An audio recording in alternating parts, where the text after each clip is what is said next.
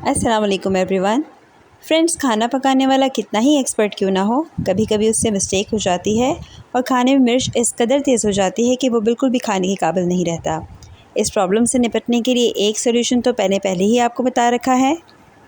इसके positive comments देखकर आप जान गए होंगे कि ये टिप लोगों के किस कदर काम आ रही है, कितनी बेनिफिशियल है। अगर आपने भी ये टिप अब तक नहीं देखी तो मैं आपको ऊपर लिंक दे देती हूँ, आप वहाँ से देख लीजिए। आज मैं शेयर करूंगी आपके साथ इसी प्रॉब्लम का एक सेकंड सॉल्यूशन जो कि बहुत ही ज़बरदस्त और बहुत इजी है। सबसे पहले आपने जिस सालन में मिर्च तेज़ हो गई है उसका सारा ऑयल एक कटोरी में बाहर निकाल लेना है। उसके बाद आपने फ्राइंग पैन में न्यू ऑयल गरम करना है, उतना ही ऑयल जितना कि आपने सालन से बाहर निकाला है। ऑयल को थोड़ा सा गर्म करने के बाद डालेंगे उसमें सफ़ेद ज़ीरा। जब ज़ीरे की खुशबू आने लगेगी तो फिर पके हुए सालन में से थोड़ा सा सालन लेकर हम इसमें ऐड करेंगे, उसे भूनेंगे जैसे कि आप वीडियो में देख सकते हैं।